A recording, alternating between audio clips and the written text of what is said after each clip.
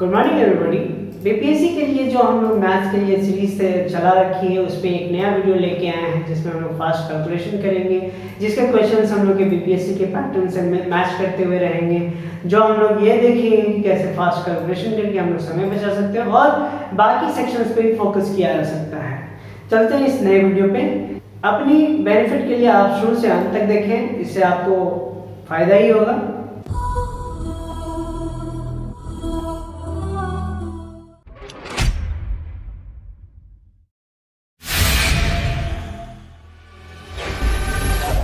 तो देखते हैं हमारा पहला प्रश्न क्या कहता है। पहला प्रश्न कहता है एक पहिया प्रत्येक मिनट में 15 बार घूमता है, 12 सेकंड के समय में वह कितना डिग्री घूमेगा। तो हम लोग जानते हैं कि एक मिनट में 60 सेकंड होता है और एक चक्कर पूरा घूमने पे हमारा कितना डिग्री का कवरेज होता है, 360 डिग्री का, है ना। तो अब क्वेश्चन के हिसाब से कह रहा है क्या कि एक पहिया प्रत्येक मिनट में, एक मिनट में वो 15 बार घूमता है। 15 बार घूमता है, 15 बार घूमता है यानी कि 15 गुने 360 डिग्री को वो कवर करता है ना। तो अब देखते हैं कि एक मिनट में 15 गुने 360 हो गया, ये हो गया कितना, 60 सेकंड में। 60 सेकंड में हो गया तो हमारा कितना हो जाएगा, 15 गुने 360 बाई अभी यही लगाएंगे क्योंकि 60 सेकंड का ही हमारा क्वेश्चन है। तो एक सेकंड का हमारा क्या होगा, 15 गुने 360 बाई 60 हो जाएगा क्योंकि 60 से हम डिवाइड कर रहे हैं।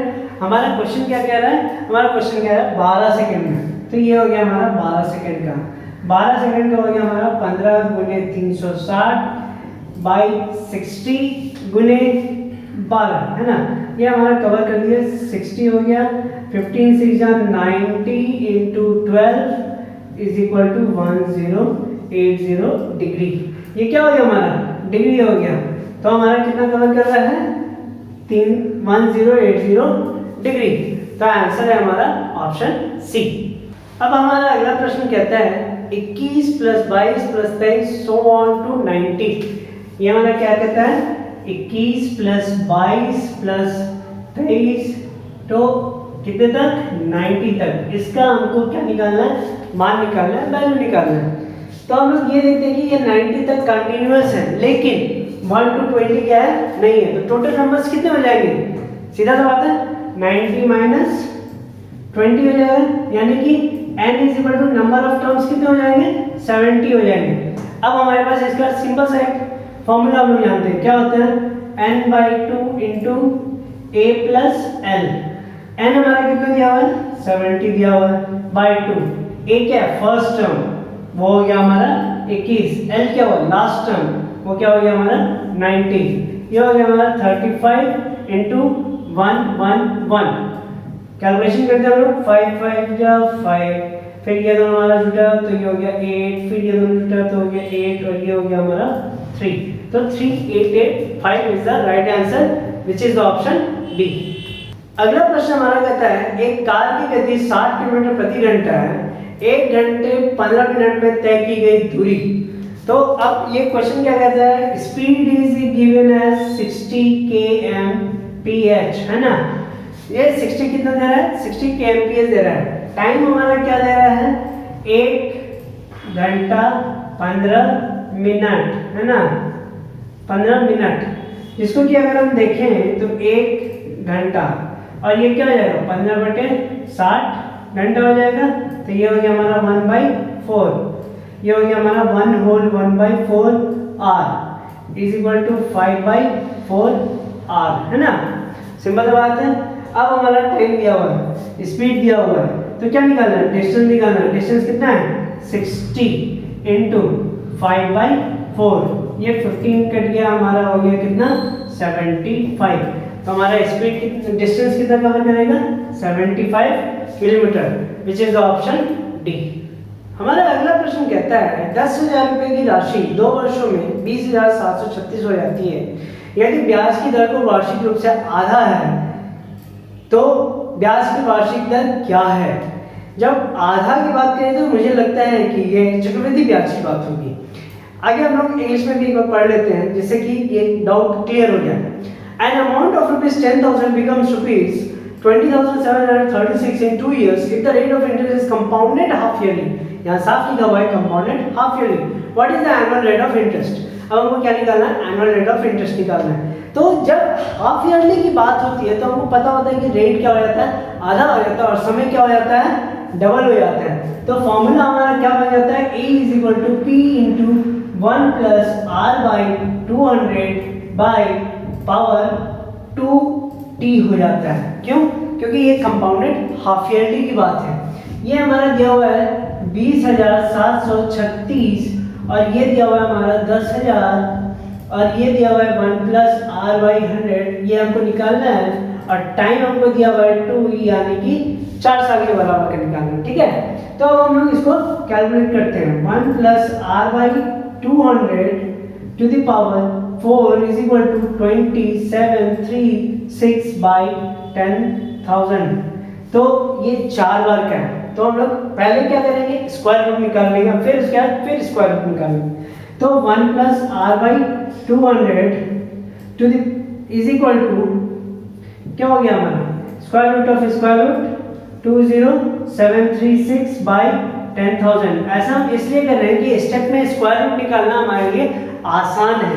तो ये हो जाएगा फर्स्ट स्टेप में हमारा इसका स्क्वायर रूट निकालेंगे, तो नीचे वाला तो हमारा सीधा साधा 100 हो जाएगा ना। ये हम देखते हैं कि क्या है, ये 6 है लास्ट में, तो लास्ट में या तो 4 होगा या 6 होगा। तो यहाँ पे हम लोग 6 लिख लेते हैं। क्यों? क्योंकि यहाँ पे हमारा 3 डिजिट क्या है? 207। तो 207 के नजदीक में हम लोग किसको देखते हैं? 14 का स्क्वायर। 14 × 15 = 210। 210 से कम है, तो इसीलिए हम लोग यहाँ पे क्या कर देंगे? 4 लिख देंगे और ये हो जाएगा हमारा 14। ये हो गया हमारा 144 का स्क्वायर। अब इसके आगे तो हम लोग सबको पता है, ये हो गया हमारा 12 और ये हो गया हमारा 10, है ना। तो ये हो गया हमारा एक पार्ट निकल गया। अब क्या है? 1 + R/200 = 12/10। कहना बच गया। R/200 = ये इधर गया तो क्या हो गया? घट गया हमारा 2/10 और R क्या हो गया? 2/10 × 200। ये कट गया हमारा और ये हो गया हमारा 40%। क्या हो गया? 40%। Rate of interest will be 40%, which is not given in the option. The answer will be E. हमारा अगला प्रश्न कहता है, एक दुकानदार 20,000 रुपये मूल्य के अंकित मूल्य पर 20,000 के अंकित मूल्य पर 7% की 2 क्रमिक छूट देता है। वस्तु का विक्रय मूल्य है। हमको क्या चाहिए? विक्रय मूल्य चाहिए। तो ये बहुत ही सरल सा है। पहला प्राइस क्या है हमारा? सेल एमआरपी दिया हुआ है 20,000। उसके बाद पहली बार हमारा कितना कर रहा है? 7% का छूट। 100 में से 7 गया तो कितना बचा? 93। इसको हम लोग ऐसे देख सकते हैं, 100 में से 7 गया तो 93 बच गया। फिर 2 बार दे रहा है, क्या कर रहा है? 2 बार दे रहा है, तो एक बार और देगा तो 100 में से 7 गया, फिर से हमारा 93 हो जाएगा। ये हो गया हमारा 20,000 × 93 × 93/10,000। ये कट गया, है ना। अब 2 × 93 का स्क्वायर। 93 का स्क्वायर हम लोग जानते हैं कितना होता है? 2 × 7, है ना। तो ये हो गया 8649। आंसर हो गया 98 लास्ट में, और ये हो गया हमारा 172। तो 17,298 रुपये में वो बेचेगा 17,298, विच इज द ऑप्शन ए, 17,298। हमारा अगला प्रश्न कहता है, एक मालगाड़ी 72 किलोमीटर प्रति घंटे की रफ्तार से चलती है और 26 सेकंड में 250 मीटर लंबा प्लेटफॉर्म पार करती है। मालगाड़ी की लंबाई कितनी है? तो मालगाड़ी की स्पीड कितनी दी हुई है? 72। तो सबसे पहले हम क्या करते हैं? स्पीड को चेंज कर देते हैं। 72 kmph है ना। तो हम लोग इसको क्या करेंगे? इसको चेंज कर देते हैं हम लोग 5/18 से मल्टीप्लाई करने के बाद ये मीटर पर सेकंड में हो जाएगा। ये गया 4 और ये हो गया हमारा 20 मीटर पर सेकंड। अब ये 20 मीटर पर सेकंड की स्पीड से जा रहा है, कितने देर चलता है? 26 सेकंड में। तो हमारा डिस्टेंस कितना हो जाएगा? 26 × 20 which is equal to 520 metre, है ना। 520 मीटर वो चला। 520 मीटर चला तो क्या चला? अपनी लंबाई और किसकी लंबाई है? प्लेटफॉर्म की लंबाई है। तो प्लेटफॉर्म की लंबाई हमारे कितना दिया हुआ है? 250। तो ये हम घटा दिए, बची हमारा कितना 270। ये किसकी स्पीड किसकी लंबाई होगी, ट्रेन की लंबाई होगी 270 metre, which is the option T 270 metre. हमारे site quiz and test .in पे हम लोगों ने ऐसे कई सारे सेट डाल रखे हैं जो आपको मदद करेगा अपने आप को प्रैक्टिस करने के लिए, सेल्फ इवैल्यूएशन करने के लिए। आप लोग वहाँ जाकर के टेस्ट दे सकते हैं और अपने आप को इवैल्यूएट कर सकते हैं, कैसे इम्प्रूव करना है। वहाँ पे हम लोग का सॉल्यूशन भी रहता है कि आपको ये पता चल जाता है कि आप सही हैं या गलत हैं। तो याद रखिए क्विज एंड टेस्ट .in जो आपके स्क्रीन पे अभी दिख रहा होगा। हमारा अगला प्रश्न कहता है ए और बी की मासिक आय और मासिक व्यय का अनुपात क्रमशः 5, 6 और 4, 5 है। अगर दोनों के पास मासिक बचत के रूप में 500 रुपये है, फिर ए की आय क्या है। तो अगर हम देखें ए और बी का इनकम और एक्सपेंडिचर है ना, इनकम आय और व्यय, ये हमारा क्या दे रहा है, ये बोल रहा है क्या 5, 6 है, 5, 6 है और ये बोल रहा है 4, 5 है ना। और दोनों के बीच का हम लोग को क्या बोलना है कि रिलेशन दिया हुआ है। तो हम लोग क्या करते हैं, इसमें कॉमन फैक्टर x मान लेते हैं और इसमें कॉमन फैक्टर y मान लेते हैं, तो हम लोग को आराम से निकल जाएगा। तो देखते हैं क्या कि इसका हमारा सेविंग क्या होगा, इसका हो जाएगा 5x माइनस 4y और इसका सेविंग्स हो जाएगा हमारा 6x माइनस 5y। क्या हो जाएगा 6x माइनस 5y। ये हमारा गिवन है। क्या गिवन है, दोनों का मासिक व्यय कितना दिया हुआ है, 500 रुपया दिया हुआ है ना। तो हम लोग क्या करते हैं, दोनों जब दिया हुआ है तो इन दोनों को इक्वेट कर देते हैं। तो 5x minus 4y is equal to 6x minus 5y is equal to, हम लोग सॉल्व किए तो x is equal to y निकल गया है ना। x is equal to y जब निकल गया तो हम किसी में भी पुट कर देंगे, तो ये हो जाएगा 5x minus 4x is equal to 500। तो x इज इक्वल टू हो गया हमारा 500। अब हम लोग आराम से यहाँ पे देख सकते हैं ये क्या हो जाएगा, 5 इंटू 500 इज इक्वल टू 2500 और ये क्या हो जाएगा हमारा 6 इंटू 500 इज इक्वल टू 3000 है ना। तो हमारा क्वेश्चन में अब किसका दिया हुआ पूछा गया है, पूछा गया ए की आय क्या है। तो ए की आय कितनी है, 2500 रुपये। ए की आय 2500 रुपया, जो कि हमारा ऑप्शन है डी 2500।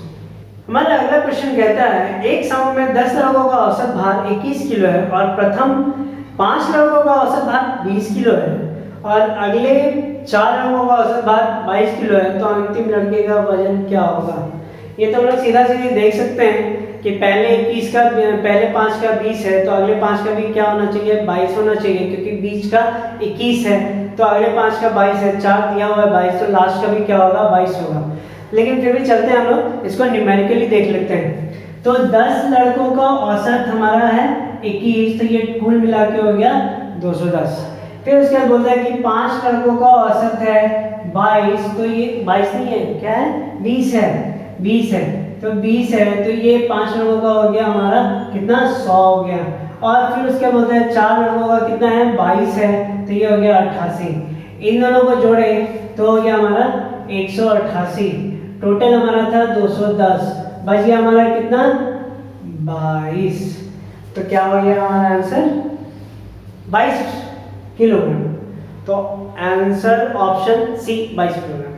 अगला प्रश्न कहता है यदि a प्लस बी अनुपात b प्लस सी अनुपात c प्लस a बराबर 6, 7, 8 है तो a plus b plus c का मान दिया हुआ है 14, तो c का मान निकालना है। तो क्वेश्चन क्या दिया हुआ है, a प्लस b है ना is to b plus c is to c plus a is equal to 6 is to 7 is to 8। तो हम क्या मान लेते हैं, a plus b is equal to 6k, b plus c is equal to 7k और c plus a is equal to 8k है ना। ये हम लोग जोड़ दिए तो ये क्या हो गया 2 into a plus b plus c is equal to 21k हो गया। k इज इक्वल टू हो गया हमारा 2 into a plus b plus c by यहाँ से हमारा चला गया 21 इज इक्वल टू, अब a plus B plus C का वैल्यू हमको पता है क्या 14 है, तो 2 इंटू 14 बाई 21, ये हमारा कट गया, हमारा 2 हो गया और ये 7 से कटा तो ये हो गया 3 हो गया, ये हो गया हमारा 4/3। अब हम लोग यहाँ पर देख लेते हैं a प्लस बी का वैल्यू क्या दिया हुआ है, a प्लस बी का वैल्यू दिया हुआ है क्या हमारा 4/3 इंटू 6 के दिया हुआ है ना, 4/3 इंटू 2, ये हो गया हमारा 2, ये हो गया हमारा 8। a प्लस बी का वैल्यू हमारा 8 दिया हुआ है, तो c का वैल्यू हमारा क्या हो जाएगा, c इज इक्वल टू क्या हो जाएगा a plus B plus C, a plus B plus C minus a plus B, है ना, ये हमारा पता है a plus B plus C का वैल्यू क्या दिया हुआ है 14 दिया हुआ है, 14 माइनस इसका वैल्यू हम कैलकुलेट किए और ये हो गया हमारा 6, का आंसर हो जाएगा 6 विच is the option A. Next question कहता है हमारा 250 पुरुष एक कार्य को 5 घंटे प्रतिदिन कार्य करते हुए 20 दिनों में समाप्त कर सकते हैं। दिन में 8 घंटे काम करते हुए 10 दिनों के भीतर काम खत्म करने के लिए आवश्यक पुरुषों की न्यूनतम संख्या क्या है, यानी कि मिनिमम नंबर्स। तो पहले तो हम लोग ये देखते हैं कि काम क्या है, काम है 250 पुरुषों के द्वारा किया हुआ, कितने दिनों में 20 दिनों में, और हर दिन कितने घंटे काम कर रहे हैं 5 घंटे काम कर रहे हैं, है ना। अब क्वेश्चन के हिसाब से पूछा जा रहा है क्या कि कितने पुरुष, तो नंबर ऑफ मेन हमको निकालना है, कितने घंटे काम कर रहे हैं वो 8 घंटे काम कर रहे हैं, और कितने दिन 10 दिन, है ना। सिंपल सा हमारा क्वेश्चन था, ये हमारा खत्म हो गया, ये हमारा 2 से गया और ये हो गया 4, ये 2 से गया और ये हो गया 125, है ना। तो अब ये हो गया हमारा 625/2 जो कि होता है हमारा 312.5। 312.5 पुरुषों की संख्या आधों में तो हो नहीं सकती है, तो ये कम से कम पूछा जा रहा है ना, न्यूनतम पूछा जा रहा है, तो number of men will be 313 which is the option C is the right option। 313 will be the minimum number of men required for the work। आशा है ये वीडियो आपको पसंद आया होगा और आपने इसमें देखा कि हम लोगों ने कैसे फास्ट कैलकुलेशन किया, हमने कैसे अपने समय को बचाया। यह काफ़ी सहायक होगा आपके एग्जामिनेशंस के प्रिपरेशन के लिए। तो ऐसे ही वीडियो पाने के लिए हमारे चैनल को सब्सक्राइब करें, हमें लाइक बटन दबाएं और नोटिफिकेशन के लिए बेल आइकन जरूर दबाएं, जिससे कि हमारे आने वाली वीडियो आपको मिल सके। धन्यवाद, जय हिंद, जय भारत।